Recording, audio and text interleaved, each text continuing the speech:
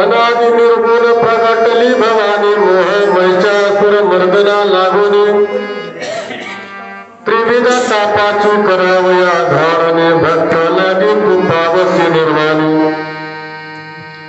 आईचा दोगवा मागेन द्वैत सारोने माळणी घालीन हाती बोधाचा झेंडा मी घेईन वेद रहित वारीशी जाईन आईचा धोगवा मागीन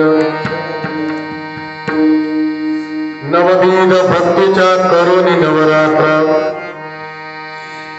करुणी पोटी मागीन ज्ञानपुत्र धरीन सद्भावंतरीच्या मित्रा दंड सासऱ्या सांडीन कुपात्र आईचा जोगवा मागीन पूर्ण बोधाची घेईन परडी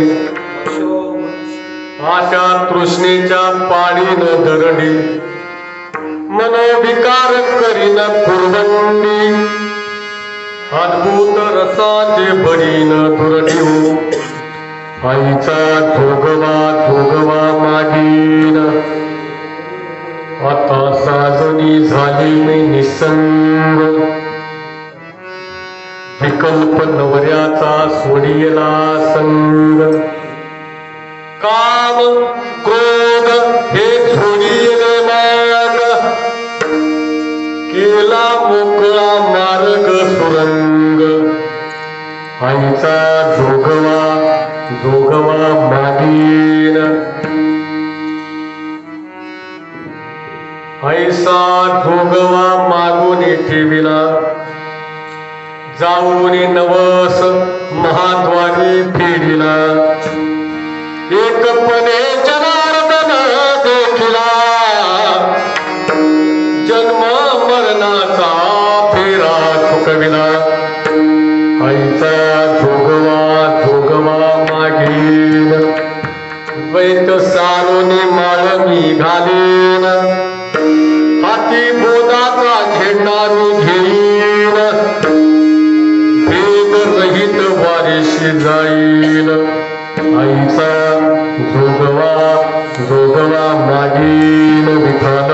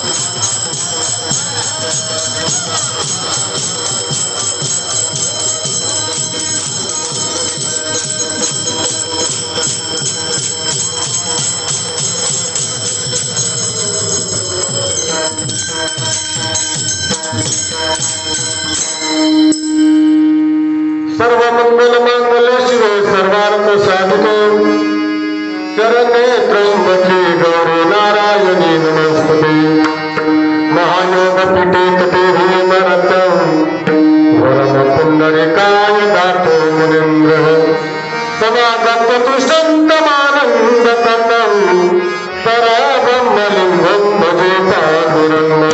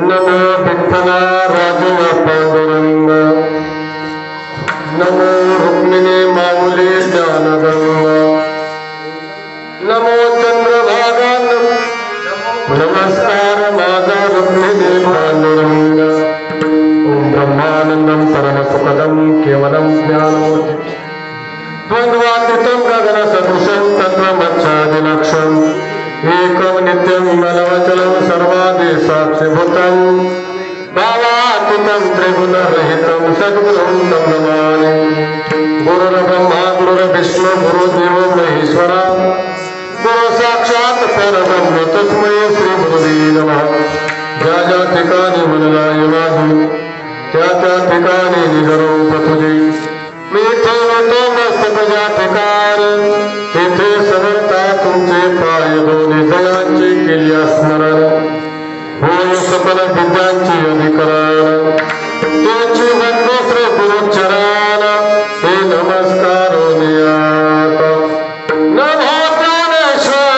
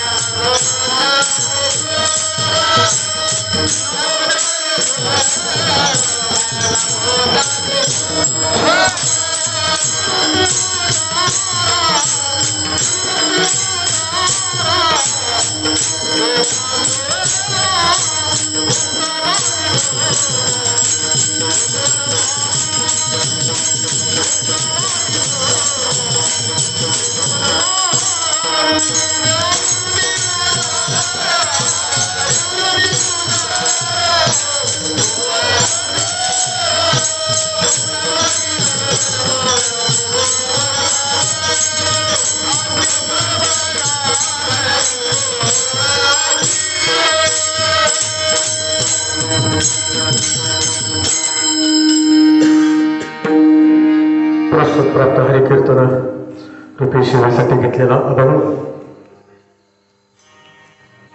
पैठण निवासी शांतीचे सागर जनार्दन पंतांच्या मालिकेतील अग्रगण्य साधू आणि त्यांच्या गाथेतील हा जोगवा या प्रकरणातील अभंग आहे. कुठला? जोगवा. आणि या अभंगातून नाथबाबा जी जगन्माता विश्वाची जननी आहे, अधिकार काय तिचा? तिच्यामुळे आपण आहोत. तिनं आपल्याला नाम, बाबा जरा तुम्हाला तिनं आपल्याला नाम आणि रूप दिलंय, नाही तर आपण कुठेच नव्हतो. कुठं होतो मग? शून्यात. कुठं होतो आपण? पण तिच्यामुळं महाराज आपल्याला हे जगत पाहायला मिळालं. अशी जगन्माता नाथबाबांच्या जीवनामध्ये कशी प्रगट झाली, कुणाच्या कृपेने झाली, आणि ती प्रगट होण्यासाठी त्यांनी काय काय साधना केली बरं का. पुढल्या सुरुवातीच्या प्रगट झाल्याची लक्षणं सांगितली, ती कोणत्या रूपात झाली आणि कशी झाली, तिने येऊन काय काम केलं हे सांगितलं. पण तिला प्रगट करण्यासाठी बाकीचे 5 चरण खर्च झाले. ती प्रगट होण्यासाठी काय काय केलं याचा उहापोह या अभंगामध्ये नाथबाबांनी म्हटला. कारण हा चौकड आहे, 4 कडव्याचा एक अभंग, एक चरण होता. नाथबाबा सांगतात आला निर्गुण प्रगटली भवानी. काय झाली? प्रगट झाली. पण ती प्रगट झाली, पण तिने येऊन नाथबाबांच्या जीवनामध्ये कोणतं काम केलं? पहिला तिने जो मारला, महिषासूर मारला होता, नाथबाबांजवळ होता एक महिषासूर. आपल्या जवळ आहे, आपल्यातला आपल्याला दिसत नाही. हीच मोठं दुःख आहे.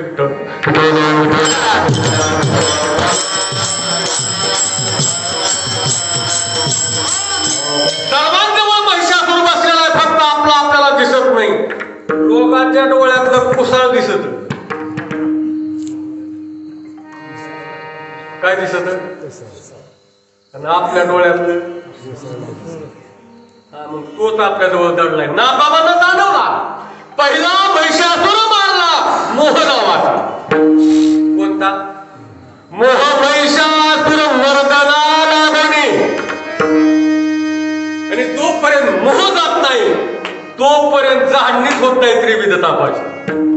झाडणी केली महाराज तिने. त्रिविध तापाची करावया झाडणी, भक्ता लागे तू पावशी निर्वाणी. कोण? निर्वाणी. महाराज तिच्याच हातात आहे मोक्ष द्यायचा का गुतवायचा. ती प्रसन्न झाल्याशिवाय हा बाबा तर बघतच नाही. आधी तीच प्रसन्न होते. बघा आपल्या जरा थोडस आपण विस्तारानं जाताना कुठनं प्रसन्न होते, कशी होती. नाथबाबांना कोणी प्रसन्न करून दिली, त्याच्यासाठी नाथबाबांनी काय केलं हे पाहिजे आपल्याला थोडस. पण त्याच्यासाठी नाथबाबा सांगतात, झाडणी करण्यासाठी मी तिच्यासाठी काय केलं? आईचा जोगवा जोगवा मागेन. मी त्याच्यासाठी काय करेन? जोगवा मागेन. आपण बी जोगवा मागतो. तुमच्याकडनं नसेल, तिकडं असत. हाय का जोगवा कोणी ह्या राऊंड मध्ये? बहुतेक तुम्हाला जोगवा कळाला असेल, ठीक आहे. जोगवा कळाला असेल, त्यामुळे नका मागू, काय अडचण पडणार की नाही. जो पाहिजे ते जोगवा मिळाला, ठीक आहे.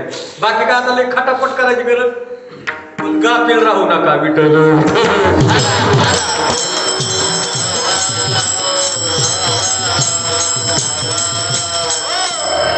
द्वैत सारुनी माळ मी घालीन. त्याच्यासाठी मी काय करेन? जोगवा तर मागेल, पण पहिली महत्वाची माळ घालेल. काय करेन? आता आपण माळा घातल्यात का काढल्यात? काढल्यात. द्वैत माळ कशाची? द्वैत सारायचंय, द्वैताच्या पलीकडे अद्वैत स्थितीला प्राप्त होऊन माळ घालायची. आपण घातली, सख्याने घातली, मग तुक्याने घातली. नाथबाबा म्हणतात मी माळ घालीन, पण कधी? द्वैत सारवणी. हाती बोधाचा झेंडा मी घेईन. झेंडा भगवी पताका. झेंडा कुठला? आता आपण जे समजा दिंडीला सरळ जातो, आता ते प्रत्येकाची झेंडे पक्षाप्रमाणे वेगवेगळे, ती झेंडे सोडून द्या. पण आपला वारकरी संप्रदायाचा कुठला झेंडा आहे? त्याला कलर हे काय? भगवा. का भगवा?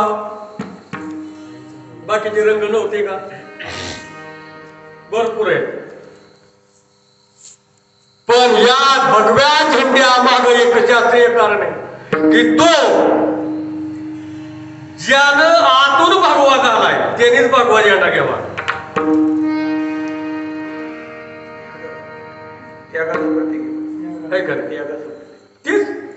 त्याग करावा लागेल इथून. प्रतीक म्हणजे काय? त्याग आधी अंतःकरण भगवा झालं पाहिजे. बलिदान आहे त्याच्या मागे, त्याग आहे. कितीतरी त्या भगव्या झेंड्याखाली बराच आज आपल्याला राम मंदिर बांधलं जाताना दिसतंय. अयोध्येमध्ये राम मंदिर आज बांधलं जाताना घेते, पण त्याच्या मागे किती माणसं बलिदान केले याचा कधी आपण आकडा पाहिलाय? जांभळ्या हारून भेटतो पाहिजे. किती जण? 5,500 लोक मेले त्या राम मंदिराच्या पायामध्ये. किती? जेवढे आंदोलन केले तेवढ्यांचं आतापर्यंत बलिदान किती? राम मंदिर फुकट बघायला मिळालं का? किती कष्ट आहे त्याच्या पाठीमागे. भेदरहित वारीशी जाईल वारी करीन, पण कशी? आपली वारी. आपल्या दिंडीत दुसरा एखादा वारकरी बसला तर आपली पथाकरी हरायची तयारी. तुम्हीच केलं का? हाय काय बघा साक्ष पुराव्या दिवशी. आता आपण काय बघा गेला का भेद आपला? पण याच्यासाठी काय करीन? नवविधा भक्तीच्या करुणी नवरात्रा जोगवा मागण्यासाठी किंवा ती देवी प्रसन्न करून घेण्यासाठी अनादी असणारी अंबिका तिला प्रसन्न करून घेण्यासाठी किंवा प्रगट करून घेण्यासाठी नवविधा भक्तीच्या करुणी नवरात्रा. आपण नवरात्र धरलं का? केलं? तुमच्या इकडे नसतं का? पाठीमाग कोणीच नाही केलं का तुमच्या गडी? आमच्या इकडे बायांच्या वैतागाने गाड्यांनी उपास धरली. 9 दिवस या बिचाऱ्याला सकाळचीच भाकर संध्याकाळी. त्यापेक्षा म्हणलं तुझ्या बरोबर उभा झाल्या तळे उमळे तरी भेटतंय. गंमत आहे महाराजी, गंमत आहे मोठी. आपण केलं ना. नागबाबा म्हणतात या जगदंबेला प्रगट करण्यासाठी मी नवविधा भक्तीच्या करुणी नवरात्र. महाराज नवविधा भक्ती नागबाबांनी अंगीकारली. कुठली? नागबाबांच्या जीवनामध्ये जनार्दन पंतांचा अनुग्रह झाल्यानंतर, लग्न झाल्यानंतर दररोज 2.5 ते 3 तास देवपूजा चालायची. सगुणाची पूजा. कुणाची? सगुणाची पूजा. आपण किती तास करतो बोला? होय बाबा, काय म्हणजे थोडस काय वाटतं याच्याबद्दल आपलं काय मत? आम्हाला 2 तास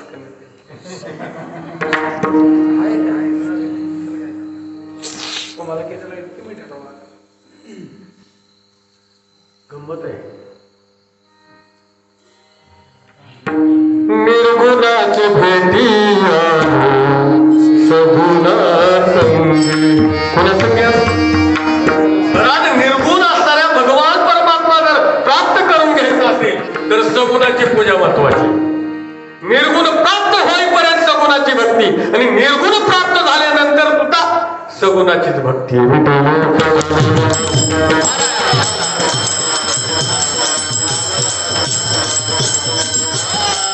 आपण इथं आलो नवविधा भक्ती. आपण नवरात्र करतोय. निर्गुणी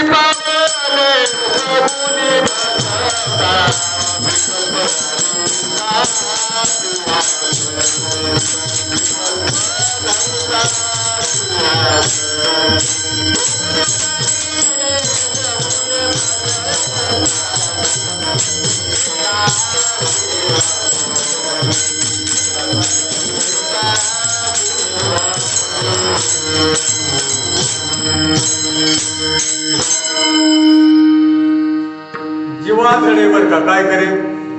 या तोही जर भेद केला, शिक्षा आहे शिक्षा.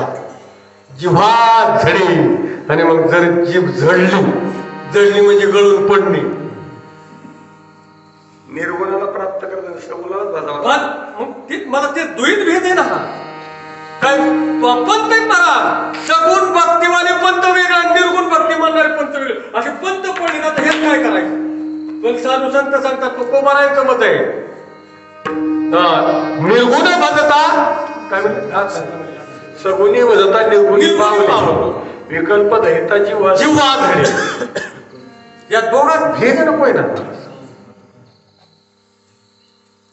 नवविधा भक्तीच्या करुणी नवरात्रा भगवती माता प्रसन्न करून घेण्यासाठी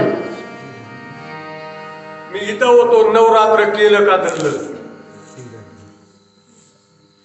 कुठल्या पॉइंटला होतो आपण. केलं का धरलं. काय केलं तुम्ही नक्की का. बघा बघा पुन्हा घोटाळा घाला. मग 9 दिवस केलंच ना. नक्की केलं ना. मग किती वेळा तिचा जागर केला बरं दररोज.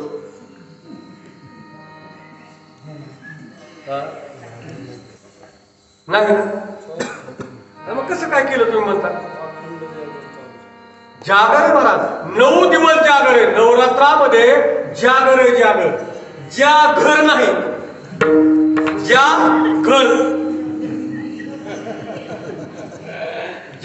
घर नाही, जागर आहे. जागर किती जागर केला तिच्या नावाने. बरं तिला दिलेलं वरदान आहे 9 दिवसामध्ये. आता बघू आपण महिषासुर माराय गावला तो कोण्या वेळाने.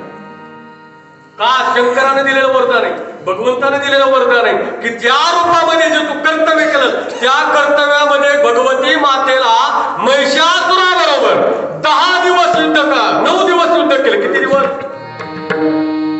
आणि तो विश्रांतीचा काळ दिलेला आहे. भगवंताने काय दिला तिला वरदान दिलं. या 9 दिवसामध्ये तुझा जो कोणी भक्त जागर करेल त्याच्या सर्व इच्छा पूर्ण करण्याचे सामर्थ्य तुला देऊन प्रदान केले महाराज. तिथं भगवंताला केलं. मग किती आपण तिचा जागर मांडला. नाही मिळच नाही महाराज आपल्याला. नाही ना जागर नाही जमत आपल्याला. त्याला असं द्या. करोनी पोटी मागीन ज्ञानपुत्रा. नवविधा भक्तीच्या पोटी बोध नावाचा पुत्र जन्माला. कोण. सगळ्याला आपल्याला मुलगा झाला का नाही झाला. दादा महाराज झाला का पोरगा. किती 1 का 2 नाही मिळाला का तुला.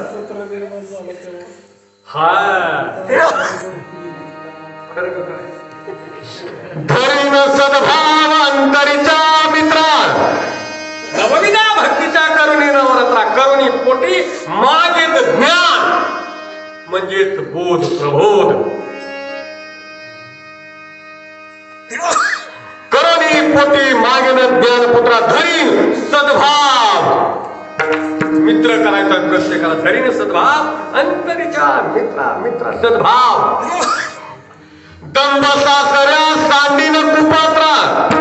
मला त्या देवीसाठी नाही, आतली देवी प्रसन्न करण्यासाठी ही नाथबाबांची साथ नाही. कुठली. तिच्यासाठी जागर नाही, ती आतून प्रकट झाली. तिच्यासाठी हितलं चाललं हे शास्त्र वर्णन.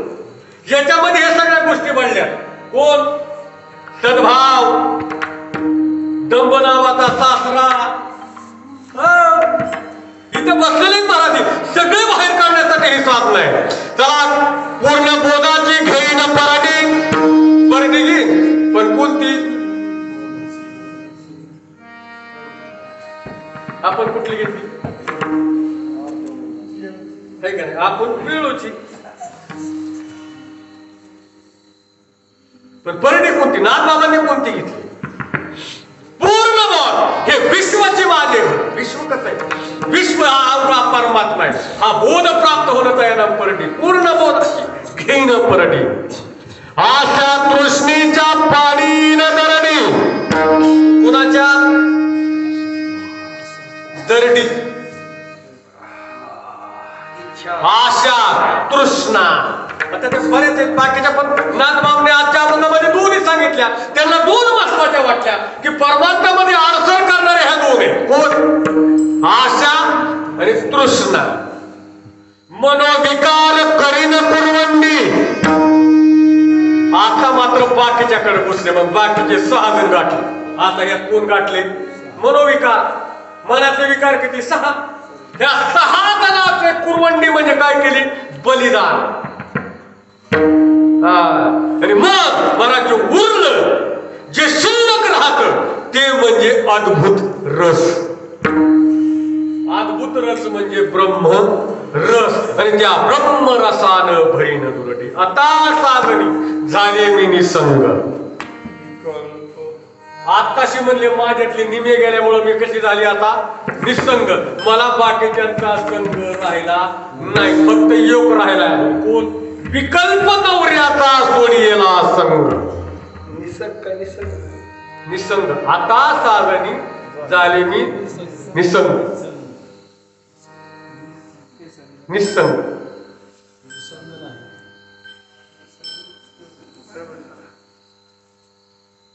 काम क्रोध हे थोडी येणे मार्ग. केला मोकळा मार्ग सुरंग. काम महाराज या परमार्थिक जीवनामध्ये अडसर ठरणारे काम आणि क्रोध या दोघांचं बलिदान दिल्याशिवाय महाराज परमार्थिक क्षेत्रामध्ये कळसस्थानी जाऊ शकत नाही. तुका झाला शे कळस, पण आधी काय केलं? काम क्रोधे केले घर रीते तवा कळस. ऐसा जोगवा मागुनी ठेविला. काय केला? जोगवा मागून ठेवला म्हणजे तयार केलं देवीसाठी वातावरण. की मी तयार झालो भगवती मातेला प्रसन्न करून घेण्यासाठी. जाऊने नवस महाद्वारी फेडीला. नवस कधी पुरा होतो? आहे ना, तुम्ही नवस बोलता ना पाठीमाग. काय असतो नवस?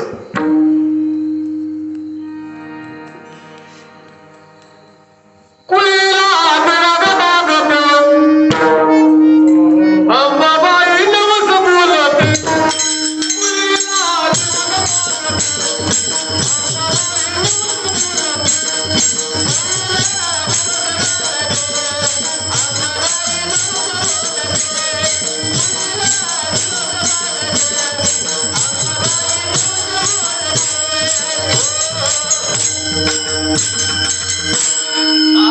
प्रस्ताव नेते फक्त थोडी केलं तुम्ही मरगाळ्यावर झाले. नवस कळाला का आपल्याला? महाराज एक शिता आल्यानंतर नवस बोललेली नवस आपल्याला कळाली, पण जन्माला येतानाच आपण नवस बोलून आलो हे कोणाला माहिती आहे? कळालं का? कधी जन्माला येताना आपण देवाला नवस बोलून आलोय. काय? एक वेळ करी या दुःखा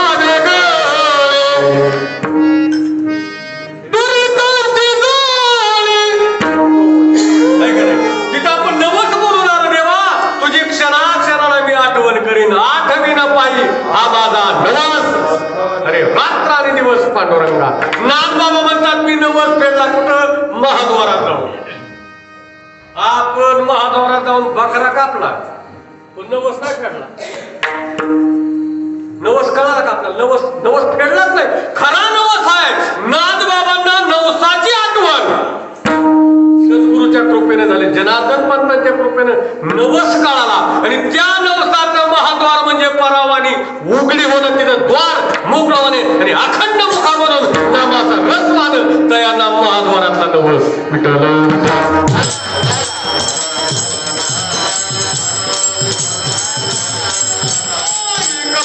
जनार्दना देखील हा नवसाची आठवण करून देणारा आणि नवस फेडून घेणारा एकपणे जो मी देखला तो जनार्दन पंत देखील. आणि त्याचा परिणाम असा झाला, नवसाचा परिणाम असा झाला, आपण नवस फेडला पण पुढल्या जन्मातला वैरी तयार केला. कळाला का? आपण नवसाला काय करतो? बलिदान देतो ना, तर पुढे काय त्याचा परिणाम होतो? रामाला त्याने कर्मातून सोडलं नाही. कुणी? वालीचं त्याला काय भांडण नव्हतं रामाचं, पण तरी सुद्धा वालीची हत्या रामाकडून घडली. तर पुढल्या जन्मामध्ये तोच आला. मग हे जर देवाधिकांना सोडत नाही तर आपण धरलेले बकरे कुणाला सोडतील? पुढल्या जन्मातले आपण वैरी केले वैरी. नाथ बाबा सांगतात पण या नवसाला माझा असा फायदा झाला की जन्म मरणाचा फेरा चुकविला आईचा दुगवा दुगवा मागेन द्वैत सारुनी माळ मी घालीन हाती बोधाचा झेंडा मी घेईन भेद रहित वारीशी जाईल आईचा दुगवा दुगवा मागेन विठ्ठल.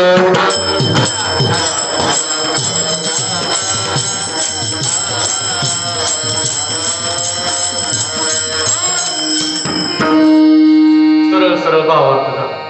11 वाजले. आता आपलं टायमिंग राहिले अर्ध्या तासाचं.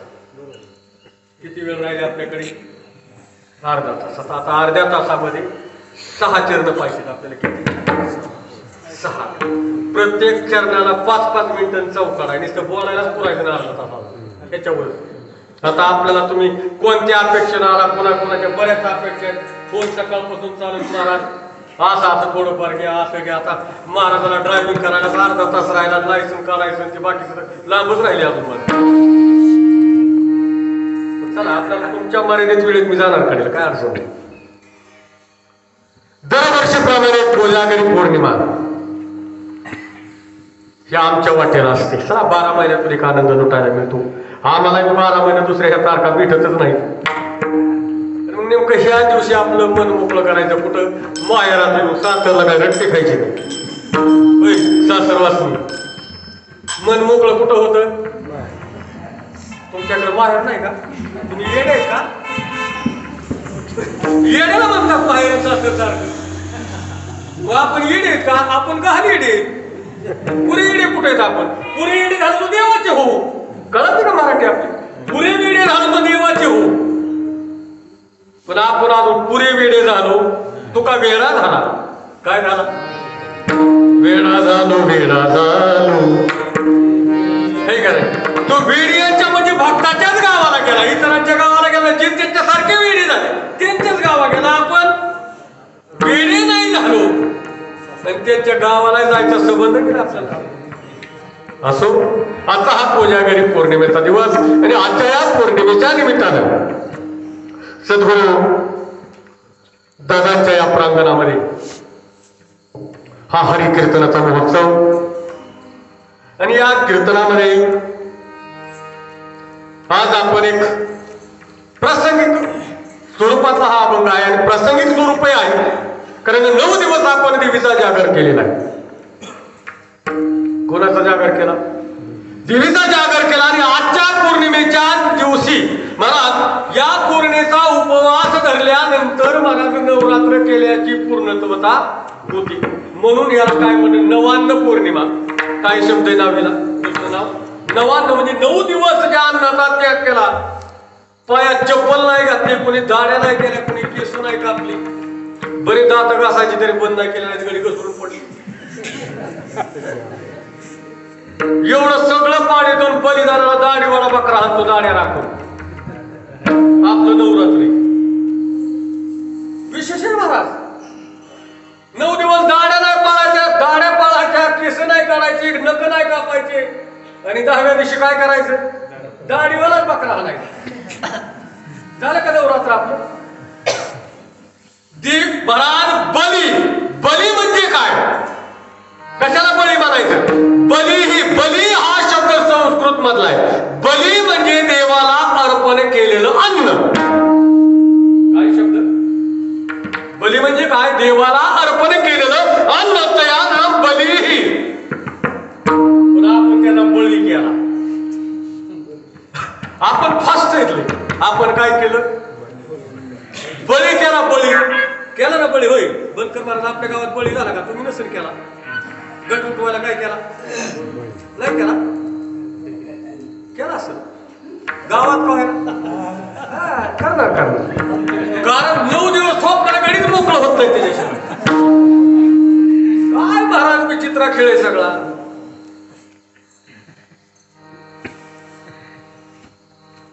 खरा महाराज नरबळी ज्याला म्हणतात तो फक्त बळी म्हणजे नारळ फोडला तरी सुद्धा तो बळी म्हणजे देवाला अर्पण केल्याचं अन्न हे त्या पूर्णत्वाच्या श्रीफळामध्ये. कारण त्याला डोळे किती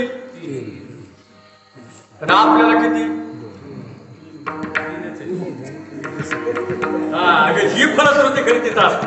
आणि म्हणून महाराज देवाला अर्पण श्रीफळ, कारण त्या पूर्ण भक्तीचं प्रगटीकरण होतं त्या श्रीफळामध्ये. म्हणून शक्यतो देवाला आपण काय करतो? फोडतो का नाही? काय फोडतो? जर चांगला निघला तर देवाला किती? त्याच्याकडे बघत चला किती. आणि जर टाकल्या सगळं पाणीच निघालं मग देवाला पावला. वारे वागळी पावला तुझ्या डोक्यात टाकाय पाहिजे होता, मग देवाला पावला असता. नेमकं भक्तीमध्ये काय साध्य काय करतो आपण? या भक्तीतून नेमकं साध्य काय मिळवतो? पहा, 9 दिवसामध्ये देवीच्या 9 रूपांची सेवा केली जाते. किती? आता ज्या दिवशी देवीच्या अंगावर पांढरी साडी असेल त्या दिवशी दुकानदाराची चेंगळ.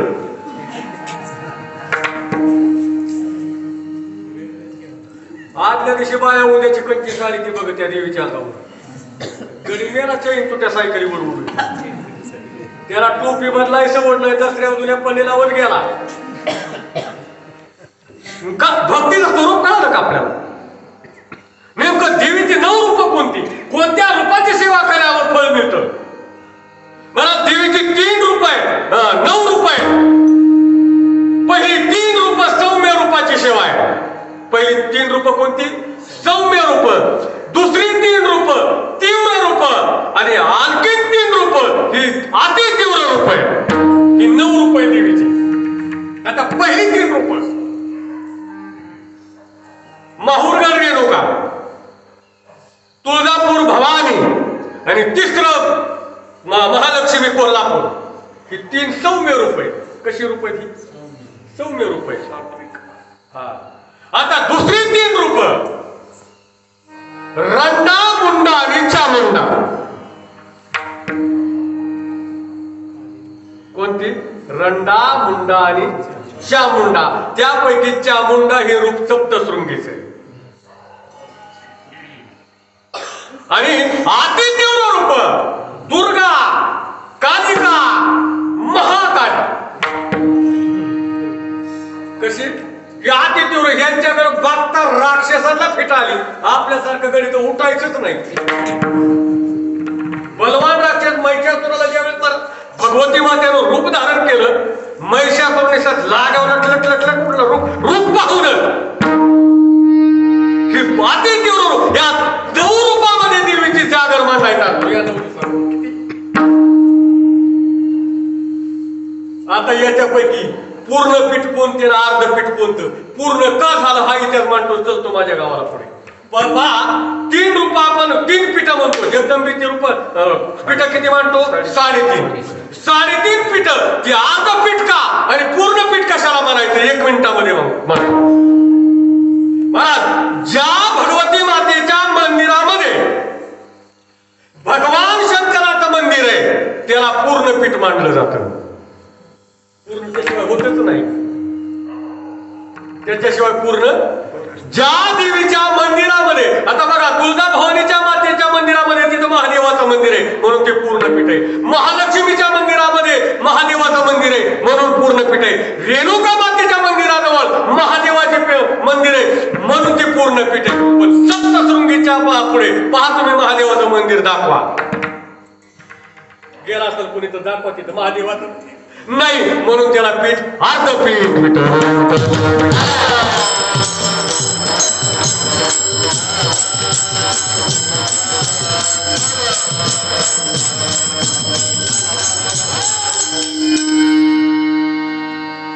ही झाली 3.5 पीठ. प्रत्येक वेगवेगळं कार्य घडले महाराज. प्रत्येक रूपामध्ये भगवत. आता त्याला अनादी युग उठलेली, ते काही एका युगामध्ये घडलेलं नाही. तुळजापूर भवानी हे रूप रामायणामध्ये घडलेलं आहे. रामाच्या काळामध्ये. कुणाच्या? रामाच्या काळामध्ये घडलंय. 7व्या अवतारातली कथा आहे. रेणुका मातेचं मूळ पीठ महाराज परशुराम या अवतारामध्ये घडले. 6वा भगवंताचा अवतार परशुरामाच्या रूपानं आला. त्यावेळेस ते रूप घडले आणि महालक्ष्मीचं रूप ज्यावेळेस भृगु ऋषीनं भगवंताच्या छातीवरती लात मारली, लक्ष्मी आई साहेब रुसल्या. हा भगवान परमात्मा विष्णूचं रूप घेऊन बालाजी या रूपामध्ये तिरुपतीला स्थापन झाला. ही लक्ष्मी आई साहेब रुसून कोल्हापूरला आल्या. कुठं त्यांचा रुसवा काढायची काम आज बी चालू आहेत, पण अजून काय दोघांचे मिठलं अशी भांडणं खेळावा. आपलं सकाळच्या रट खात दुपाराचं धार काढाय परत येते.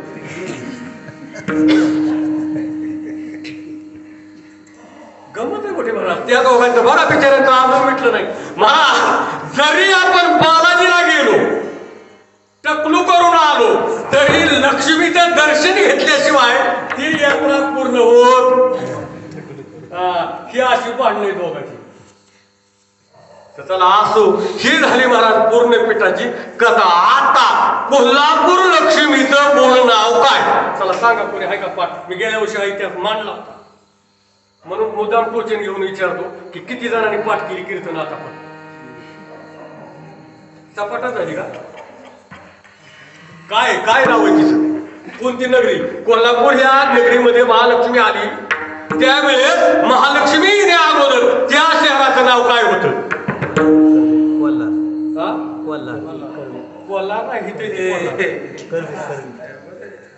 करवीर नाव होतं. करवीर. आज सुद्धा तिला नाव आहे करवीर वाचिनी. मग कोल्हापूर का झालं? तिथला दैत्य कोल्हापूर नावाचा एक दैत्य होता. त्या दैत्याचं मर्दन महालक्ष्मी या रूपामध्ये तिनं केलं, म्हणून त्या शहराला महाराज अशी बरीचशी नाव आहेत. बरीचशी नाव अशी आहेत की दैत्याच्या नावानुसार त्या शहराला नाव दिलं गेले. आणि त्या कोल्हापूर नावाचा वध त्या महालक्ष्मीने केला, म्हणून त्या शहराला नाव कोल्हापूर पडलं. विठ्ठल विठ्ठल.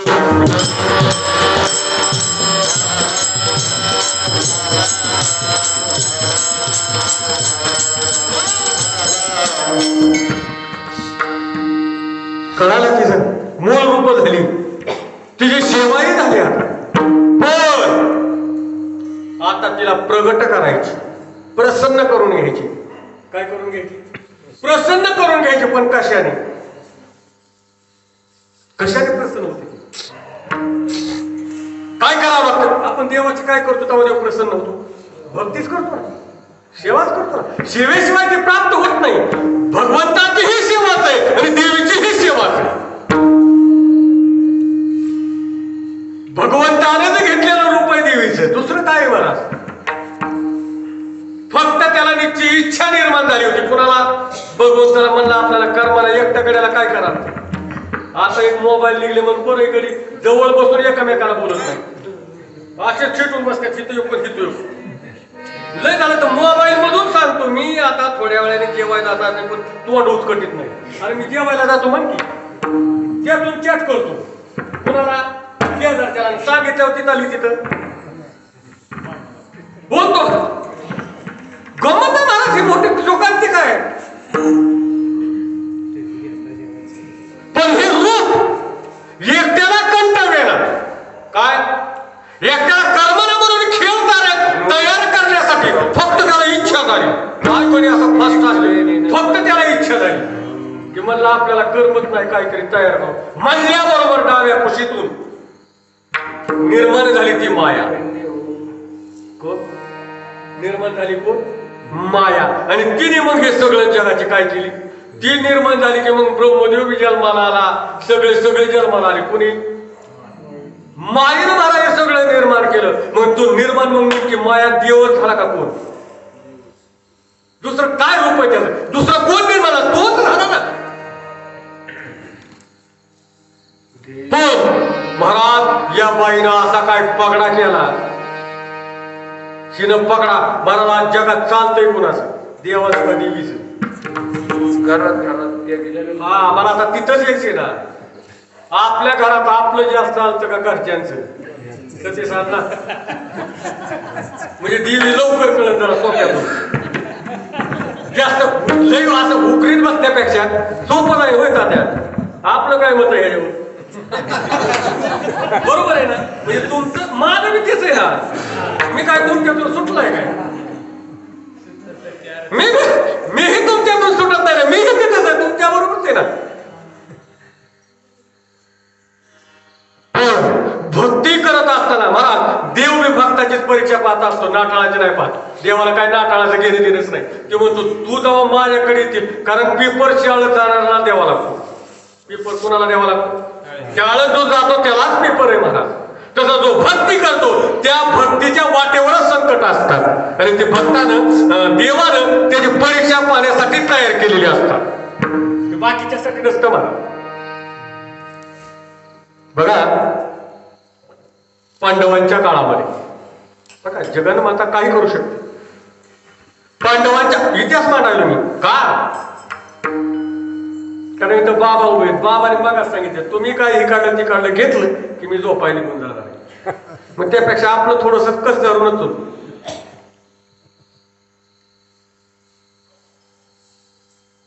कुणाकुणाची भक्तीने तिने परीक्षा घेतली बघा.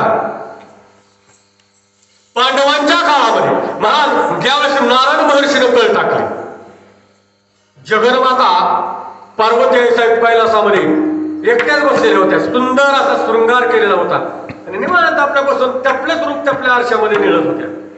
कारण स्वतःच रूप स्वतःला आरशात बघावं वाटतं. प्रत्येकाचा गुणधर्म. आपण नुसतं बाहेर निघालो तरी आधी आरशात नीट चेहरा बघतो आणि मग बाहेर निघतो. तसा ही जगन्माता आहे महाराज. तिनं सुंदर असं अलंकार वगैरे परिधान करून आरशात रूप निहाळत होती आणि बसून आपल्या मंच करून बसते तेवढ्यामध्ये नारायण नारायण. नारद आल्याबरोबर नारदाला बसायला आसन दिलं. बसल्या बसल्या तर बायांचे कुठारीच असते, मिटत नाही, तोंड गप्प राबलेली बी राहत नाही. आणि पुन्हा कशी काय विचारावं ही जोशी यावा बायांच्या बाया एकटी घरी असावा. जोशी आपल्या इथं जोशी येते ना पहिले भविष्य सांगणार, काय काय विचारतील हिशोबच नाही. तसं पार्वत बघा बघा कळ कुठं कुठं भगवती माता का आली. नारद महर्षींनी सहज प्रश्न केला, नारदा आज माझ्या रूपामध्ये कसं काय वाटतंय तुम्हाला? काय आज कारण मी एकतर म्हणजे परिधान अलंकार शक्यतो करीतच नाही, पण आज काय वाटतं तुम्हाला याच्यामध्ये काय माझ्या रूपावर? नारद म्हणले आई साहेब तुमच्या रूपाकडे पाहिलं काय आता ती आदिमाया शक्ती महाराज तिच्या रूपाला काय हो. पण नारद महर्षी आपल्या चाट्याळ दिली कळ टाकून म्हणले आता काहीतरी ह्याच्यातून साध्य केलंच पाहिजे. काय नाही पार्वती साहेब तुम्ही फार सुंदर शृंगार केलाय, पण एकाच गोष्टीची कमी, एकाच गोष्टीची कमी आहे. म्हणजे काय? गेंदन फुल पाहिजे. म्हणजे ह्यातून तुमच्या भाळाला गेंदन फुल जर असतं वा वा वा काय पाणी फुललं असत. दिली ना आग लावून कुणी झालं म्हणले कुठं मिळेल सांग ना. आता सांगितलंय तर खरं मग ही फुल देईल कोण? ही फुल देईल कोण? जा म्हणले हस्तिनापूर नगरीमध्ये धर्मराजा राज्य करतो त्याला जाऊन मागा. काय लाग रूप घ्यायला काय लागते? हातामध्ये कोरडून असा ठरा ठरा वाद आणि हे कपाळ असं म्हणत ते रूपच घेतलं महाराज. ते मात्र भिक्षा पाहिल्याबरोबर आता धर्मराजा नुकताच जेवायला बसलेले होते. पाचे पांडव काय झाले सगळं काम आटपून काय करत होते जेवायला बसले. आणि जेवायला बसले असताना तोंडात घास घालणार तेवढ्यामध्ये हा वाद कानावरती गेला. गेल्याबरोबर बाहेर जाऊन विचारलं कोण आहे, तर शिपाईने म्हणले देवीच्या रूपामध्ये कोणतरी दिसते आणि भिक्षा देवी म्हणते आम्हाला काय त्याचा मिळ लागत नाही, राजे तुम्हीच जावा. धर्मराजा आता ते धर्मराजा स्वतः महाराज उठला. महाराज उठल्याबरोबर गेला हात जोडले. मला साहेब काय नाही मला गेंदन फुल हवंय. काय म्हणले? मला गेंदन फुल हवंय.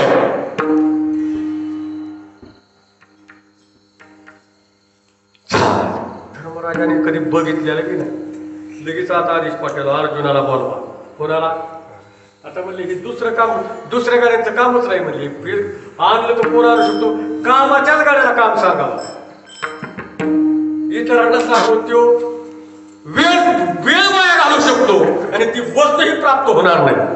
मला बोलवलं अर्जुनाला सांगितलं इशारा करून गेंदन फुल हवंय. अर्जुनानं धनुष्य घेतलं, नीट वाटायला लागलं ह्याच्या बापाने गेंदर फुल पाहिलं नव्हतं आणि धर्मराजाला माहिती नव्हतं. अर्जुनाने ही जंगाल धुवून ती जंगाल धुवून ती जंगाल धुवून फिरून फिरून अर्जुन कटाळून गेला. 2-3 दिवस मोडले अर्जुनाला काय फुलाचा तपास लागला. म्हणला आता महाग घरी तर उपाशी सगळे, देवी उपाशी, धर्मराजा उपाशी, ताटा बसले बाकीचे उपाशी. आता ह्यांना हे उपवास गलतच गेला. मला अर्जुनाने विचार केला आता जागण्यात मजा नाही, मग खरा घरी काय करतो, डोकं लावत नाही, म्हणतो आता जागण्यात मजा नाही. अर्जुनाने चिता रचली, अर्जुनानं चिता रचली, पिटिवली. पिटिवल्यानंतर आता महाराज धनुष्य घेऊन अशी उडी मारणार. कशात? त्या अग्नीमध्ये उडी मारणार. तेवढ्यामध्ये भगवान श्रीकृष्णाने धरलं म्हणून, हे येड्या काय करतो म्हणले तू? काय नाही म्हणलं, काय म्हणलं घरी काय प्रसंग चाललाय म्हणून. आज 3 दिवस झालं गेंदर फुलाच्या शोधात आहे, अजून त्याला मला तपास लागला नाही. आणि राजा धर्मराजाच्या घरी वाट पाहतोय, जगन्माता दारामध्ये उपवाशी आहे, काय करावं? मग बागाई न जाण्यापेक्षा मेलेलं बरं, आणि म्हणून मी उडी टाकतोय. येण्यामध्ये मरून कुठं प्रश्न सुटत असतात का? जिवंतपणे प्रश्न सोडायचे असतात. जा म्हणले गेंदर फुल तिथं पाताळ लोकांमध्ये, ती कुठं हिथं काय म्हणले, इथं मृत्यू लोकांमध्ये फिरून कुठं सापडेल काय? म्हणलं कसं काय, तुला जावं लागेल. मार, लाव धनुष्याला बाण. मारला मारा धनुष्याला बाण लावला. त्या बाणाच्या तो करत भयार तयार झाला. तो पाताळ लोकांमध्ये पोहोचला. कोण? अर्जुन. अर्जुन पाताळ लोकाला गेला खरा. गेल्यानंतर म्हणा आता रूप अर्जुनाचा जर रूप होणार नाही, हिथं कारण इथं नाग लोक आहे, पाताळ लोकांमध्ये लाख लोकांचं राज्य. तिथं म्हणले आता आपलं बाकीचं सगळं लपवावं लागेल. तिथे गेला पण सांबार या रूपामध्ये गेला. कसल्या? सांबार या रूपामध्ये गेला महाराज. पण आता रूप धरत असता का तो अर्जुन नर नारायण आहे, तो त्याचं रूप धरणं एवढी सोपी गोष्ट आहे काय? महाराज त्या नागराजाची कन्या होती उल्पावती. काय नाव होते तिचं? उल्पावती नाव होतं महाराज. आणि त्या राणी, त्या राजकन्या, तिनं अर्जुनाला पाहिलं. पण पाहिलं तरी मला त्या पाताळ लोकांमध्ये त्या राजकन्येचा पण होता राजाने लावलेला, की जो कोणी जिवंत वाघ पकडून आणेल त्याला उल्पावंती माळ. महाराज आता अर्जुन ते म्हणलं ही काय कशाची गर्दी कशाची गर्दी. आता अर्जुन त्या गेला पाहिलं तर म्हणले अरे जिवंत वाघ पकडून आणायचं. कुठं निघाला म्हणली? कसला वाघ पकडून आणायचा आहे? जिवंत वाघ. तू कुठं निघाला पुढे? म्हणले आम्ही मागे सोडलंय, पोरगी नसलेली परवडली वाघ आणि खाण्यापेक्षा. हा तू कुठं पुढे निघाला म्हणले आमच्या मी. अर्जुन म्हणे वेळा उचलला. अर्जुनाने काय केला तर तो सुरू होता, त्याला काय बाकीचं काय एवढं असं मागत पुढं क्षत्रिय धर्मातले लोक असे मागत टकारणारे लोक नाही. महाराज अर्जुनाने वेळा उचलला, म्हणले जिवंत वाघ पकडून आला. गेलो महाराज. आता अर्जुनाने लावला दोन केलं ना, वाघ दिसला तर वाघ तिकून धावला.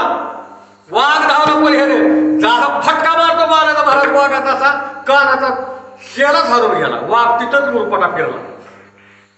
इकडे जे तोंड होते कुणीकडे झालं, मला ही गिरायची चाललं वाटत नाही, ही लय मार देते.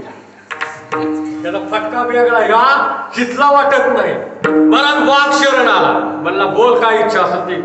काय नाही म्हणला, तुझी जेवढा गोतावळा तेवढा घेऊन माझ्या मागे चालायचं. अर्जुन काय, तुला जेवढा गोतावळा आहे तेवढा घेऊन तो माझ्या मागे चालायचं.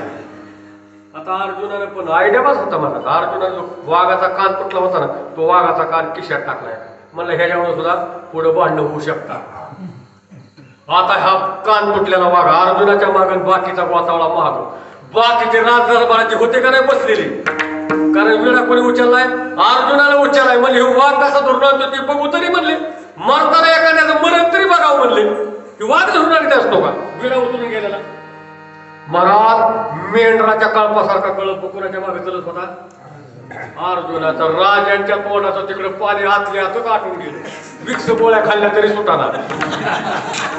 वाघ बघितल्या, बापरे काय बाईची तोंड वाचलेली तशीच राहिली. वा म्हणायलाच आहे ना,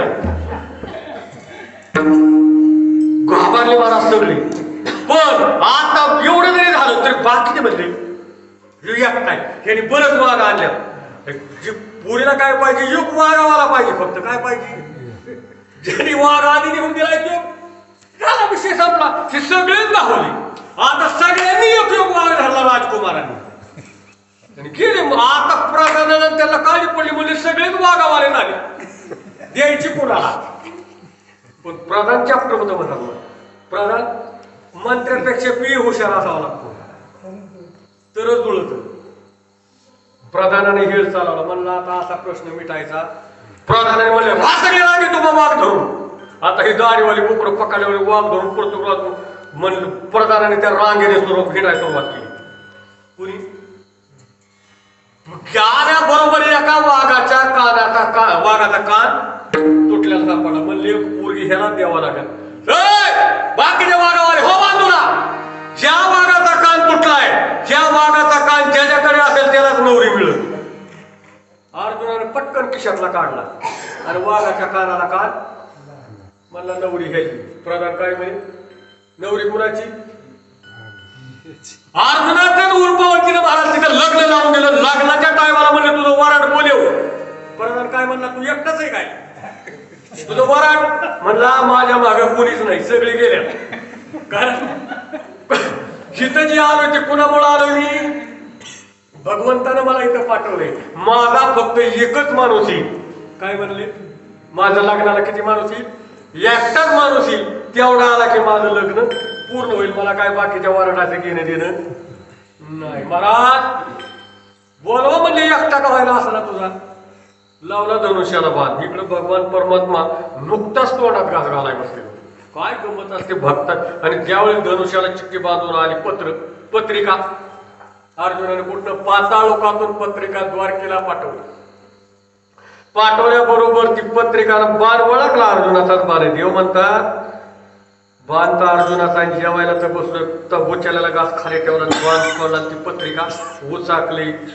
काय ते शुभ विवाह अर्जुन विरुद्ध उल्पावंती. म्हणला अर्जुनाला का पहिल्या दोन आहे तिथं घरी द्रौपदी आहे सुभद्रा आहे ना आता तिसरी पत्रिका लग्नाची आहे ना. आता महाराज पुन्हा सगळ्यातली गोष्ट मनात ठेवा. पण बायकोला सुद्धा लवकर सांगू ना. ही गडी उठला म्हणला अर्जुन लग्नाचं अर्जुनाचं लगीन आहे. कोणाला सांगितलं? फक्त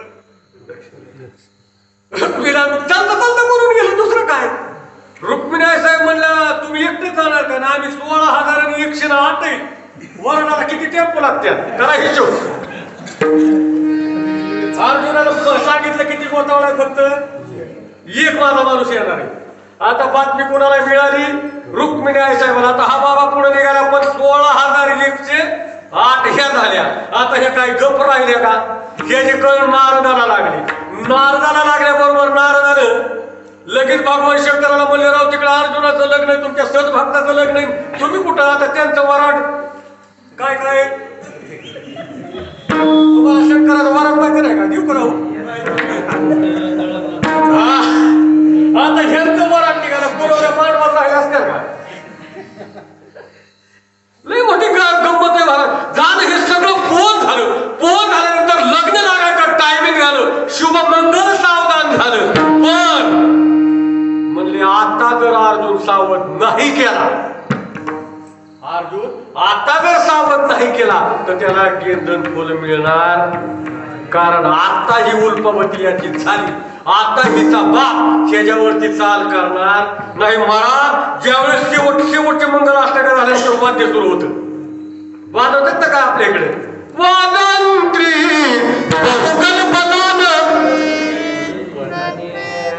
पण शेवट गलबना करावा लागतो. लग्न पूर्ण झालं म्हणून आता सावध आलं की मंगल अष्टक झाली की काय करतात? पण महाराज ज्यावेळेस वाद्य सुरू झाल्याबरोबर जेवढे काय मोठ्याने वाजवलं धाप दिशेने बंद पडली असायची. अर्जुनाला देवाने संकेत केला. येड्या पटकन हार घालून धनुष्याला बाण लाव. अरे बाण मध्ये तिकडे त्या शेषाच्या मस्तकाला जे फुल चमकते ते गिंधन फुले उडव. अर्जुनाने क्षणाचा विलंब तर बाण मारल्याबरोबर गिंधन फुल खाली पडल्याबरोबर नागलोका सगळा अंधार झाला. काय झाला अंधार झाला मग मात्र घाबरले लागले पळा इकडं तिकडं. अर्जुनाला सांगितलं पटकन ही फुल घे आणि फुट. हिचं काय थांबू नको पण गळ्यात माळ घालून घेतली होती हिचं काय हिने दोस्ताराचा पोसा झालाय बेटिया. पोसा दोस्ताराचा वाढल्या वेळी किती पळत वर पळून दोस्ताराच्या भीतीने तर गप मरल. दोस्ताराच्या भीतीने तर गप राहील करायचं. हा खूप चांगलं म्हणा माझ्याशी लग्न लावलंय मी तुमच्या बरोबर येणार आहे. मीही तुमच्या बरोबर येणार आहे. तिला सांगितलं येडे तुझ्या बरोबर लगेच मी कोणत्या अवतारात लावले. मी तर रूप कोणत्याच घेतो तर चांबाराचं. ज्या वेळेस माझा चांबाराचा अवतार होईल त्यावेळेस माझं तुझं पुन्हा लग्न होईल. तर सोड तिथं गुरुपावन ते सोडले. दिवस मोडले होते 9. किती दिवस मोडले एवढ्या पिरियडला म्हणून ते पहिलं नवरात्र धर्मराजाने केलं. बरं ज्यावेळेस मला अर्जुन बाहेर आला त्यावेळेस ज्या देवीची स्थापना केली बरं तिथं नाव दिलं तिला त्या जगन्मातेला भगवान धर्मराजानं गिंदन फुल अर्पण केलं. त्यावेळेस त्या देवीला नाव दिलं धर्मादेवी. काय नाव दिलं धर्मादेवी नाव दिलं. तेव्हापासून त्या जगत महाराज हेच असत आहे जी देवीला नाव प्राप्त झाले की कोणत्या ना कोणत्या प्रसंगाला प्राप्त झाले त्यातील ही धर्मादेवी ही धर्मराजानं स्थापना केली म्हणून तिचं नाव काय पडलं धर्मादेवी. आणि ती गेंदन फुलं अर्पण जगन्मातेला केलं. म्हणून महाराज या कथेमध्ये धर्मराजांनी धर्मादेवीचं मंदिर कुठे कधी ऐकले का तुम्ही पाहिले का कधी अजून आतापर्यंत ऐकलं बी नसेल. पण अंजनडोह तालुका करमाळा या ठिकाणी धर्मादेवीचं मंदिर आहे आजही स्थापित आहे. तिथं तुम्हाला गेलं तर इतिहास अजूनही पाहायला मिळेल. कुठं आपल्यापासून काय लिहिलं लांब नाही म्हणजे हे बिहारच्या खालीच आहे 2-4 किलोमीटर म्हणजे हे महाराज. आणि अजूनही तिथं ज्या बोगद्यातून अर्जुन वर आला होता तो अजूनही मानवी आकाराचा बोगदा तिथं तयार आहे. म्हणजे बघा हे काही इतिहासामध्ये ज्या जगन्मातेसाठी केलेल्या गोष्टी आहेत त्याचा इतिहास आजही साक्षी राहतो. तसं या जगन्मातेनं भक्तासाठी केलेलं एक गीत आहे. त्याला बघा बोलून चला आता थोडस हे करून एका वेळेमध्ये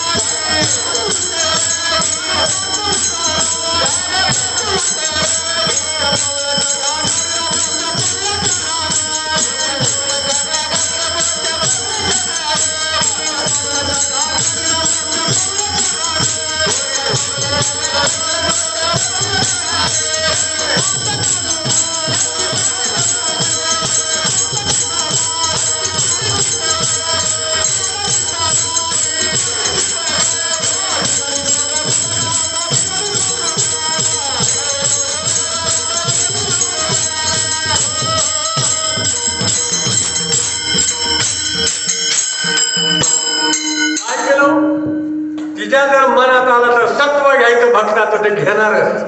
हा हे कोल्हापूरच्या राजाची घडलेली घटना आहे. कुठली की तो असाच म्हणे मी परडी घेईन पण सोन्याची घेईन. कशाची? कारण राजा होता ना तो.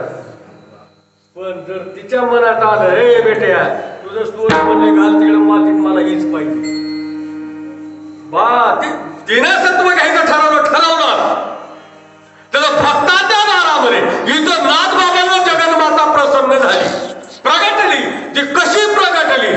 ज्यावेळेस धरा नाथबाबांच्या जीवनामध्ये 7व्या वर्षापासून सद्गुरूची सेवा घडली, 12 वर्षे सेवा घडली. 12 वर्षे गेल्यानंतर अनुग्रह जीवनामध्ये नाथबाबांना प्राप्त झाला.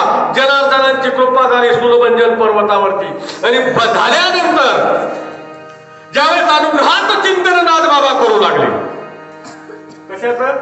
अनुग्रहाचं चिंतन. आणि अनुग्रहाचं चिंतन करत करत करत करत तू वेळा सोडीन तुझा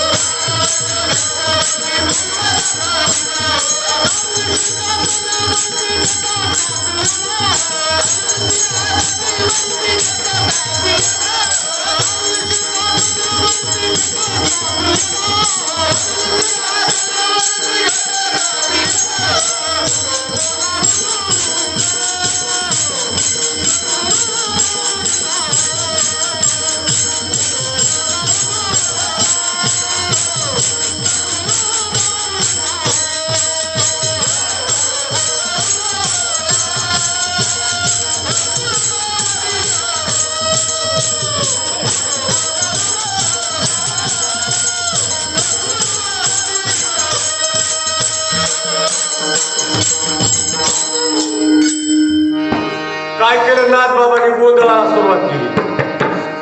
आणि नामाने गोंधळच होतो. गोंधळी तुमच्याकडे जागा गोंधळ करते का कोणी? कोणी नाही करतात ना. सुरुवातीला गोंधळी काय म्हणतो? सुरुवात ऐकायला आम्ही सुधीत असतो कुठं पाहुण्याला पाजीत ही बी ताईट होत.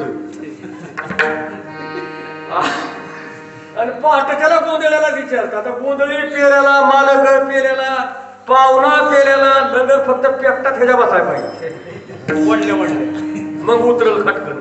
काय म्हणतो गोंधळी सुरुवातीला? नाथबाबानं गोंधळ मांडला होता. सगळं नामाचं चिंतन म्हणजे गोंधळ आहे महाराज. गोंधळ बाहेर नाही करायचा, गोंधळ आत करायचा. कुठं गोंधळ आत होता असतो. आत गोंधळ जगदंबे मूलपीठ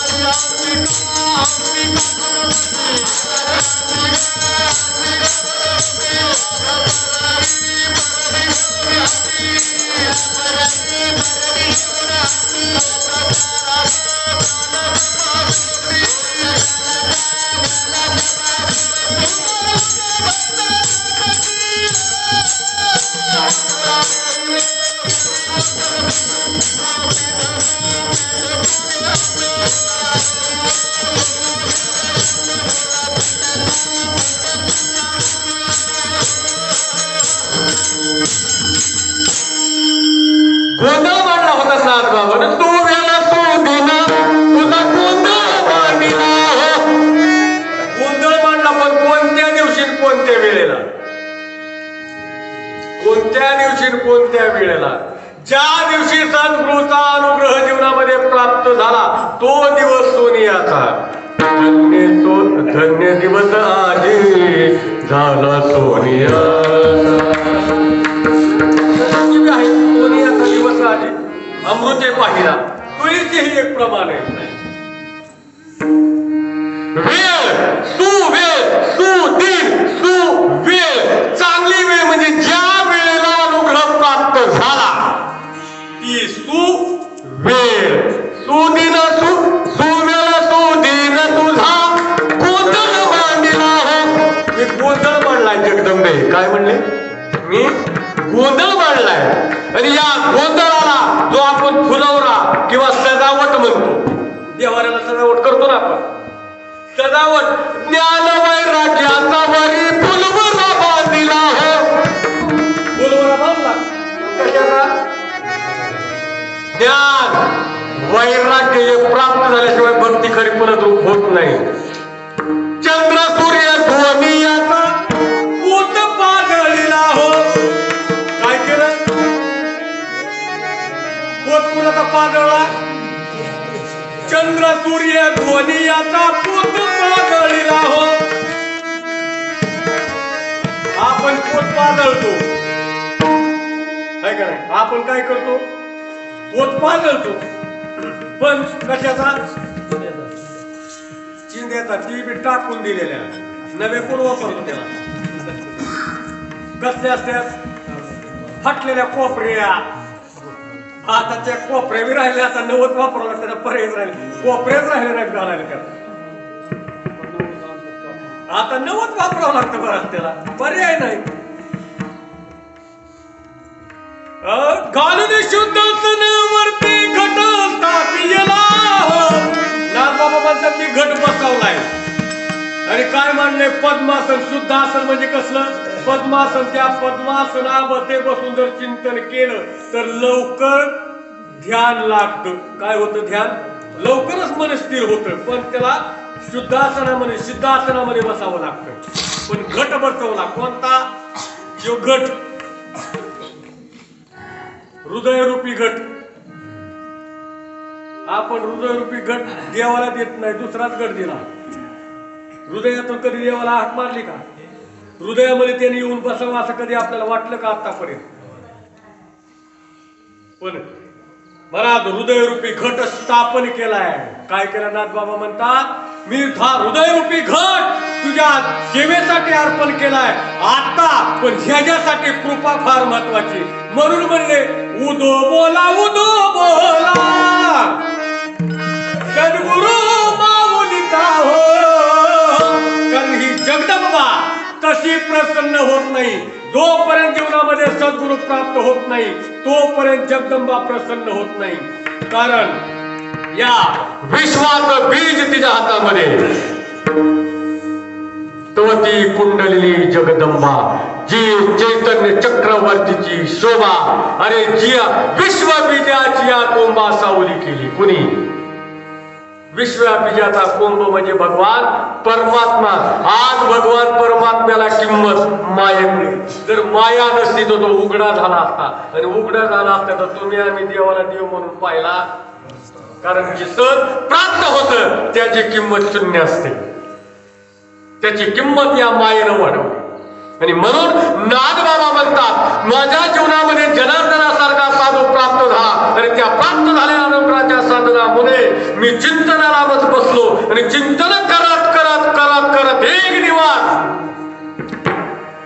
मला खरं ज्ञानाची भांडार बोलणारे तिथे बरं का जगदंबाच आहे ती प्रसन्न झाल्याशिवाय साधकाला ज्ञान प्राप्त होत नाही नाथबाबांना प्रसन्न झाले मला याही देहामध्ये 3.5 पीठ आहेत किती पीठ आहेत 3.5 पीठ आहेत पण ही पीठ मला शेप टाकून वर येते मुंडा खाली तुमच्या इकडे किरडू कधी बघितलं का असं याला घालून बसलेलं किरडू कशाला म्हणतात हाय का नाही ते किरडू कसं बसलं शेपटाचा ठिकाणा वर करतं मुंडा खाली जरी मार टाकला तरी शेपटा पाडला पाहिजे मुंडा शाप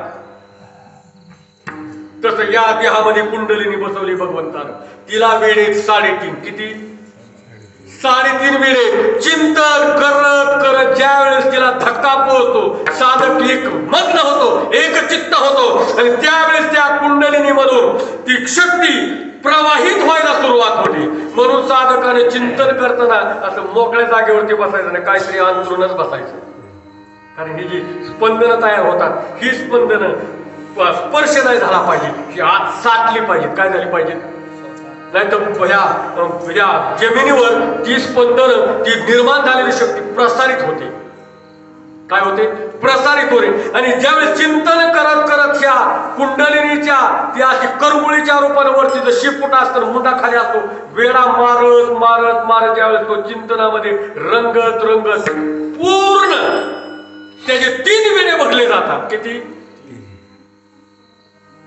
पण इतकी सहज गोष्ट नाही बघा. तुम्ही म्हणताल महाराज तुम्ही सांगितलं मग उद्या सकाळ मिळेल का? आपल्या बापाची पेट नाही. वाल्या ऋषीला 12 वर्ष तपश्चर्या करावी लागली. त्याने पुन्हा घरदार उघडून नाही बघितलं. आपलं तिकडे कोंबडं वरात्या, गाया बोंबालत्या, आणि केव्हा आपल्या तिथं साधना तिथपर्यंत पोहोचवायची. पण करत करत आता सांगतोय, मांडून देतो आला ओघाली म्हणून इतिहास झालं. एखाद्याला साथ देतो बघा, करून बी घ्या तुम्ही. हा महाराज ज्यावेळेस पूर्ण वेळानंतर ते चिंतन भरलं जातो, त्या नामाच्या योगाने ती शक्ती जागृत व्हायला सुरुवात होते. काय होते? जागृत व्हायला सुरुवात होते. आणि त्यावेळेस तो राहिलेला अर्थ वेळा आहे तो फटकन ती जागे होते. काय होते?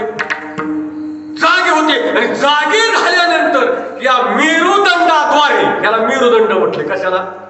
ही जे पाठीचा कणा आहे कराय, या पाठीच्या कण्याला प्रत्येक पॉइंटला एक हे आपला जे मन काय कराय, मनक्याला 4 पॉइंट आहे. एका मनक्याला किती पॉइंट आहे? 4 पॉइंट. या मेरुदंडाद्वारे प्रत्येक पॉइंटला फिरत फिरत कुठनं प्रत्येक पॉइंटला त्याची वेळ झाली त्याला म्हणायला लागणार का संपून गेली तसं तर काय मला सांगा महाराज काय. आणि महाराज ज्यावेळेस महाराज ही साधकाला ही स्थिती ज्यावेळेस महाराज या मनक्यातून फिरत फिरत फिरत तिथं ज्ञान त्रिकूट शिखर म्हणलं. याला काय म्हणलेले? कसलं शिखर आहे? त्रिकूट शिखर. या त्रिकूट शिखरावरती ज्यावेळेस तिची स्थापना होते त्यावेळेस त्या साधकाला 3 लोकातलं तिथून मार्गदर्शन म्हणजे दिसायला सुरुवात होते. उगाच म्हणत नाही आपण त्याला जगातलं सगळं कळतं का, तर त्याला ते ज्ञान या कुंडलिनीच्या मार्फत प्राप्त झालेले. म्हणून तो एका जागेवर बसून जगातला संचार पाहतो. हे ज्ञानवाला शक्ती प्राप्त झाली होती. म्हणून त्यांनीच वर्णन केले बघा अध्यायामध्ये या कुंडलिनी शक्ती. हा त्यांनीच वर्णन मांडले. मग महाराज ज्यावेळेस नागबाबांच्या जीवनामध्ये असं चिंतन होऊन गेलं आणि या चिंतनामधून ज्यावेळेस जी प्रगट झाली, जी समोर मूर्ती उभी आली, त्या अभंगाचं पहिलं चरण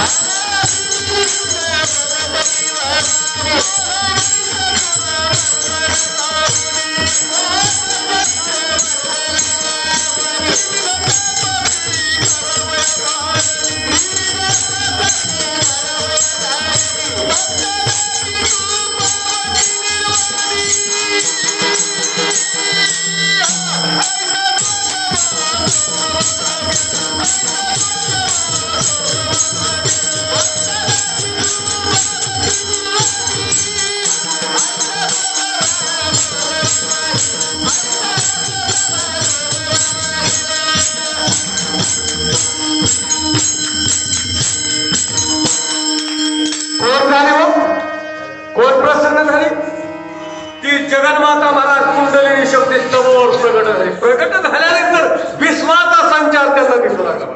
तिथं खरं दर्शन आहे बरं का. त्रिकूट शिखरी गा त्रिकूट शिखरी गा. महाराज साधकाला खरं सुख तिथं प्राप्त होतं बरं का. सांगा कुठं? सुखे मी निजलो शून्य सारून त्रिकूट शिखरी गा दान मिळे आई ते सुखे मी निजलो गा. सुखाची निद्रा सुखे मी निजलो गा. कुठं त्रिकूट शिखरावरती ज्यावेळेस त्या साधकाची दृष्टी अस्थिर होते तिथं खरं स्वप्न म्हणायचं. निजलो सुखे मी निजलो. कुठं? त्रिकूट शिखरावरती ज्यावेळेस चिंतन त्या साधकाचं सुरू होतं आणि मग तिथून पुढे त्याला तिथं खरं देवाचं दर्शन करतं. आणि नाथबाबांना जी प्रगट झाली ती अनादि निर्गुण कशी प्रगट झाली? अनादिकालची आहे ती, आजकालची नाही. ती आजकालची नाही, अनादिकालापासून ती जशी आहे तशीच आहे. आणि ती प्रगट झाली. प्रगट झाल्याबरोबर तिने केलं काय? केलं महिषासुर मर्दनाला लागुनी नाथबाबांचा पहिला तिनं राक्षस मारला. आपल्या जवळ मी भयंकर राक्षस आहेत मला, फक्त आपले राक्षस आपल्याला कळत नाही. मी मगाच बोलून गेलो, आपल्यातला राक्षस नाथबाबा म्हणतात. माझा पहिला तिनं राक्षस मारला, मोह नावाचा महिषासूर. हा महिषासूर चांगल्याला सोडत नाही महाराज. आपण तर प्रापंचिकच आहे, आपण तर प्रापंचिकच आहे महाराज. एका गाड्यानं दुकानदार म्हणला आपल्याला इथनं गाव सोडून जायचंय, त्यांनी दुकान वाटायला सुरुवात केली. काय केली बरोबर का? मोह चांगल्याला सोडत नाही. किती विचित्र गडी हा. आता सगळे म्हणले एक गावात एक संन्यासी आला. मला कशाची गर्दी होईल? काय नाही म्हणले, त्या दुकानदाराला इथं दुकान सोडून जायचे. त्याने आपलं ती कापडाची शिल्लक राहिली ती मला सगळ्या गावकऱ्यांना वाटून निघून जायची. त्याने सोडून द्यायची. त्याने प्रपंच सोडलाय. कोणी? दुकानदारानं. त्याने महाराज दुकानात आता सगळं गावची गावात फुकट मिळाल्या कोण मागे पुढे बघणार? संन्याशी बी बाहेरला मोह बरोबर का? मोह कोणाला सोडत नाही. मोह विचित्र गडी. नाथबाबा मुगत म्हणले नाही, त्याच्या मर्दनासाठीही धावून आले महाराज. आता हा संन्याशी बी कुठं लागला? बारी लागला. आता बारी लागल्यानंतर आता प्रत्येकाला दुकानात होतं तर त्यांनी वाटेत 300 लोक पुढे निघून गेली. कोणाच्या काय, कोणाच्या शिरट वाट्याला आला, कोणाच्या टोप्या आला, कोणाच्या पंची आला, कोणाच्याला लुगडी आली, कोणाच्याला काय, कोणाच्याला काय. पण सगळं वाटेत गेलं. नेमकी संन्याशीची बारी आली. बारी आल्या म्हणलं आता ह्याला वाटलं ना बरं हो का, आपण आपल्याला भेटलं तरी बसायला, आपल्याला काय दुसरं गेले आहे का नाही? संन्याशीच्या बारीने हाटलेलं. पण सगळं चौक होतं, फक्त एक जम्परचा पीस राहिला होता. कुणाच्या वाट्याला आला तो? आता संन्याशीने डोकं लावा का त्या जम्परच्या पीसला? काय त्याला पोत्राला पाहिजे डोंगराला बांधणी काय केलं गेलं होतं का? सहज म्हणला मला नकोच आहे, वाट्याला चालायला लागला, विषय मिटला. त्याने सुद्धा हात पुढे केला. जी म्हणला ती तरी मग आता काय घेतो इतक्या 2 तास मिळलो इथं बाहेर उभा राहून. सुटला का मोह? सुटला का? मला हे सांगायचे. मग जाता भरत ज्याने संसाराचा त्याग केलाय त्याचा सुद्धा जर मोह जात नाही तर नाथबाबा म्हणतात मी तर प्रपंचिकच होतो. नाथबाबा कसे होते? प्रपंचिक जीवन होतं मला. पण तेवढ्यातून सुद्धा माझा मोह नावाचा महिषासूर त्याचं मर्दनासाठी ती आली. मोह निघून गेला नाथबाबांच्या जीवनातला. त्रिवेद तापाची करावया घाडणी ती प्रगट झाल्याबरोबर जे जीवाला महाराज ताप आहे, 3 ताप आहे. किती? एक जीवताप, एक मलेरिया आणि तिसरा डेंगू.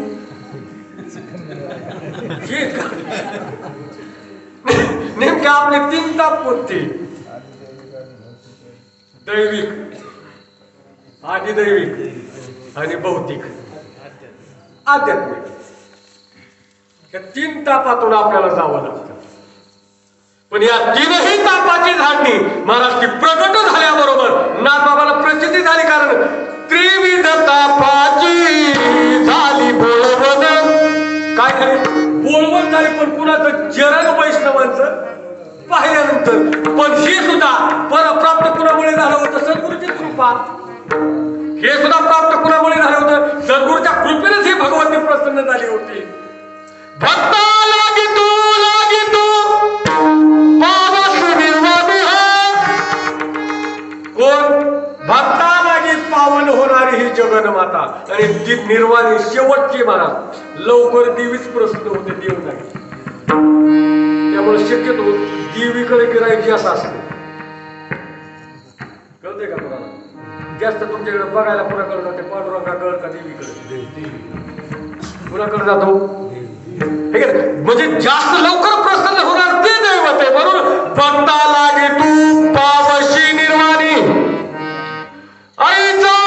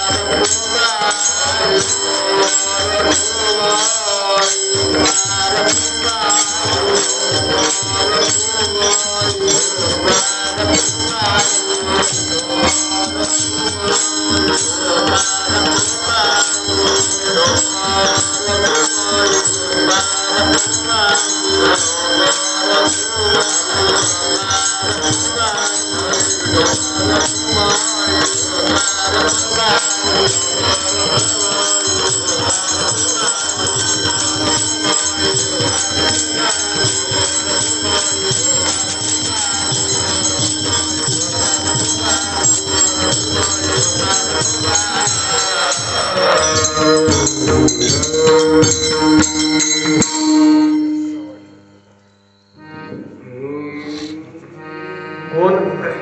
जोगवा का जोगवा मागे कोणता जोगवा कोणता जोगनाथ बाबांना मागितलं कारण आता इथून प्रगट झाली पण तिच्यासाठी आता मी काय काय करीन ही आता इथून पुढली चर्चा सुरू झाली मला साध नाही ती वाटचाल म्हणाल काय तिला प्रसन्न करून केल्यासाठी केला छटाक उपाय हा आईचा भोगवा मागे आपण जोगवा मागतो कुणाला माहिती का जोगवा का मागता तुम्ही हाय का पाठीमाग मला वाटतं एकदा मी सांगितलं होती कथा जोगवा का मागायचा कशामुळे मागायचा कुणी मागायचा होय मग तिथं आहे का देणार का सांगवानी तीच बरोबर आहे तुमचं विसरणं दर महिना आमचं सांगणं आमचं दुकान तरी कशावर चालायचं आमच्या दुकानाचं भांडवल हीच आहे पण इथं नागबाबा म्हणतात जोगवा मागे पण कशाचा जोगवा मागे तुला प्राप्त करून घेण्यासाठी जे साधन पाहिजे मला देवाला प्राप्त करून घेण्यासाठी काय पाहिजे अगोदर साधन पाहिजे आणि ते साधन मला प्राप्त होण्यासाठी मी त्याची मागणी करेन म्हणजे कुठंतरी कुणाकडे जाऊन शरणागती स्वीकारेन काय करेन मी शरणागती स्वीकारल्याशिवाय इच्छित फळ प्राप्त होत नाही आणि त्याच्यासाठी मी त्याची मागणी करेन आणि मागणी करत असताना द्वैत सारुनी मान निघाली ना काय करीन द्वैताच्या पलीकडे अद्वैत स्थितीला मी प्राप्त होईल हाती बोधाचा झेंडा मी घेईन मगात बोलून गेलो मी झेंडा कोणता झेंडा साधनेनं प्राप्त व्हावा कशाने साधनेतून झेंडा प्राप्त व्हावा मग तो खरा झेंडा बनायचा भेद रहित वारीशी जाईन नाथबाबा म्हणतात वारी करीन पण वारी कशी भेद रहित त्या भगवान परमात्म्याची निश्चिम वारी खरी महाराज देववारी आपली करतोय का आपण देवाची वारी करतोय नाही का मिळ लागला आपली देववारी करतोय का आपण देवाची वारी करतोय आणि वारी कोण करते अरे त्याची ही वारी इथं चालू म्हणून आपली त्याची वारी करते आपली ही जर वारी त्यानं बंद केली तर खरंच जाऊ का आपण पंढरपूरला जाऊ का ही जर वारी आपली बंद झाली तर आपण पंढरपूरची वारी करू शकतो का आता हिथून मागे किती जणांनी वाऱ्या केल्या पण हितली वारी चालू होती म्हणून ती वारी करता आली हितली वारी जर बंद झाली तर ती वारी करता येत नाही म्हणून आधी देव आपली वारी करतोय आणि मग आपण त्याची वारी करतोय तसं नाथबाबा सांगतात बाबांनो या जगन्मातेसाठी बरं का एक दोन गाणी घ्यायची गाता घ्या आपण गाता आपल्याला असं करायचं बघा काय होतंय आपलं ही जगन्माता प्रसन्न करून घेण्यासाठी अंतःकरणामध्ये ज्योत लागावी भक्तीची कशाची बरोबर का अंतःकरणामध्ये भक्तीची ज्योत लागावी भक्तीची ज्योत पिटली रे पिटली ती हजर आहे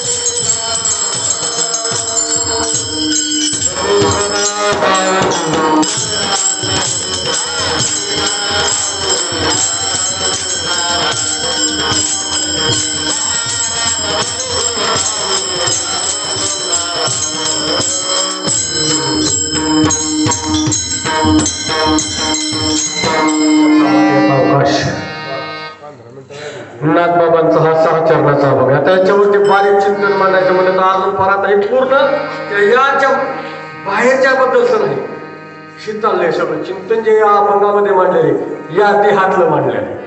नवविधा भक्ती ज्या करून असतात तर ते भरपूर चिंतन आहे. आणि बराच आपली मर्यादित वेळ आपल्याला 11:30 सांगितलं होतं. बरं उलट 4-5 मिनिटं आपण पुढे बघा, म्हणजे वेळ काय आपल्यासाठी किंवा आपला गुलामच नाही ना, आपण त्याचे गुलाम आहे. आपण आपले गुलामगिरीतच वागलो त्याच्या. आणि म्हणून बराच अभंगावरती या बोलण्याचा प्रयत्न केला. सगळं बरोबर आहे असं नाही, सगळंच माझं बरोबर आहे असं बिलकुल दावा करणार नाही, परंतु काही बोलू दे. आता तुम्ही त्याचे फक्त काय करा, तुम्ही माझ्यावरती क्षमा करा. कारण करा क्षमा अपराध, कारण महाराज तुम्ही शिक. आणि या न्यायाने महाराज साळुंक्य मंजुळा बोलत शेवानी ही कविता धनी वेगळाची या न्यायाप्रमाणे येईल तशी केली कटकट वाकडी की नीट देव जाणे. आणि म्हणून झालेली सेवा तुम्हासारख्या साधू सज्जनांच्या चरणावरती अर्पण करू, दादांच्या चरणावरती अर्पण करू. आज तसं पाहिलं तर चंद्रग्रहण आहे, मला वाटतं 1:15 होणार आहे, 1:05 ग्रहण सुरू होणार आहे. तर असो, आज ही पौर्णिमा ग्रहणातलीच आहे म्हणायचं, बीज चालू आहे. आणि तुम्हाला बीज लागले 12 वाजता आली, महाराज सोडते का नाही का तर असो महाराज दादांच्या या प्रांगणामध्ये दरवर्षी वर्षातून एकदा मी मगाच बोलून गेलो का आपलं माहेरामध्ये मन मोकळं करण्यासाठी आपण येतो. आणि त्या मन मोकळं करत असताना एका दुसरा या लेकराकडून काही अपशब्द गेला असेल तर तो माझे मला परत करा. जे बरोबर असेल ते सद्गुरू महात्म्यांचा असेल, दादांचा असेल, श्रीपाद बाबा रामदास बाबा अधिकारून साधू संत मंडळी त्यांचं असेल महाराज याच ठिकाणी आपण सेवेला नामदेव तुकाराम